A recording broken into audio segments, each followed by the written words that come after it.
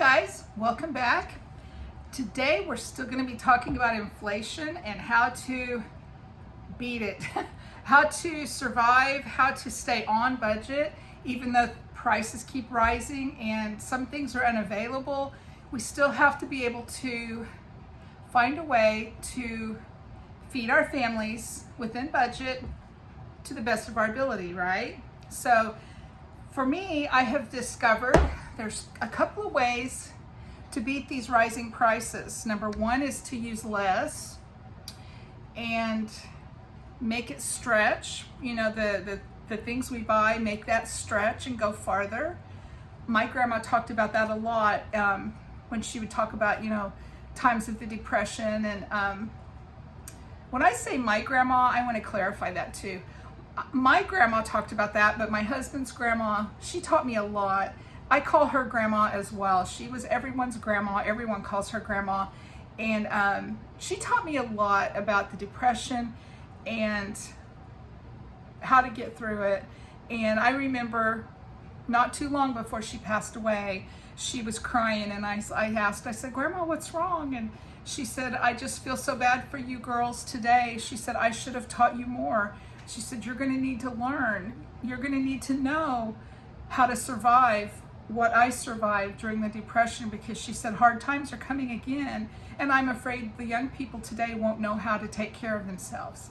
So I loved her for her care for all of us kids and even her great grandkids. So that's when I say grandma. She was my grandma too, but my grandma also, between the two grandmas, I gained a lot of knowledge. And yeah, so one way to beat this inflation is to make what we have, make it stretch farther. And that's what I wanted to talk about today. I have in this nice airtight Tupperware in my fridge, I have the remains of a chicken. We made chicken and noodles one night last week. And instead of putting all the chicken in with the noodles, I only put maybe half of the chicken in with the noodles. Yeah, so that looks like a mess, doesn't it?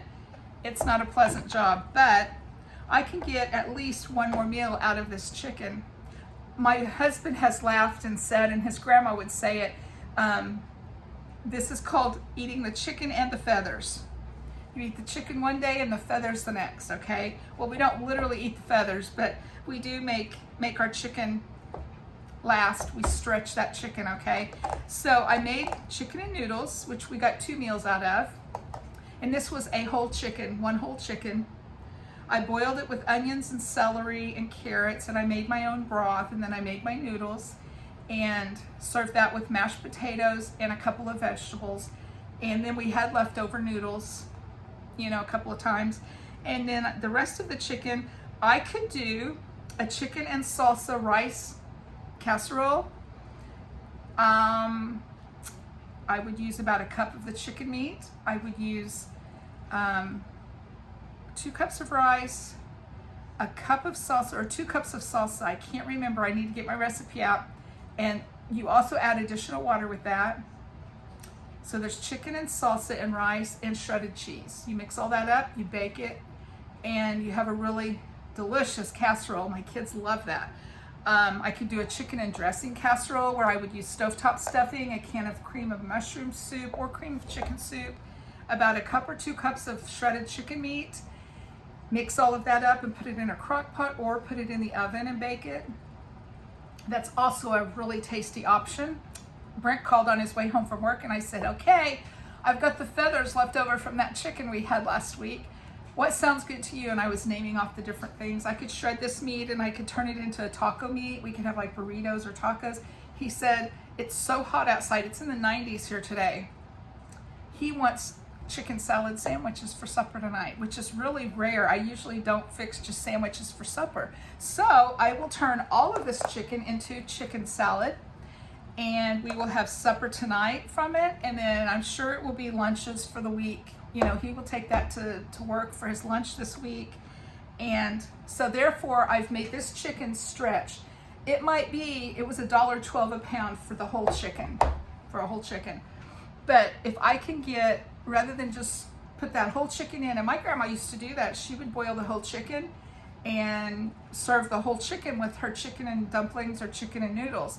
But I'm gonna end up getting several meals from this chicken. I also, a couple of nights ago, I made chili mac, and instead of using a whole pound of hamburger in that recipe, I put a half a pound of hamburger in and a can of black beans for the extra protein. And it was fine. We got one meal off of that, and I have probably at least 2 more meals in my fridge that we will have for lunch and for another evening meal this week.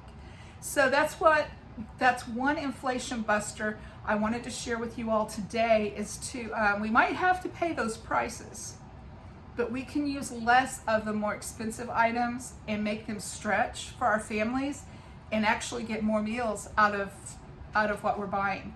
And that's a great way to make that work for us. So yeah, leave me some ideas in my comments below. I love to hear from you all. Want to hear what you're doing. How are you coping with this inflation and high prices on everything? Gas in my town raised another 20 cents a gallon overnight. It is now $4.69 a gallon here. And yeah, that's not fun, because that forces prices to go up on everything else, right? But we'll be fine. We'll get through it. All right, that's what I wanted to talk about today. So you guys have a great day, and I will talk to you soon. Bye.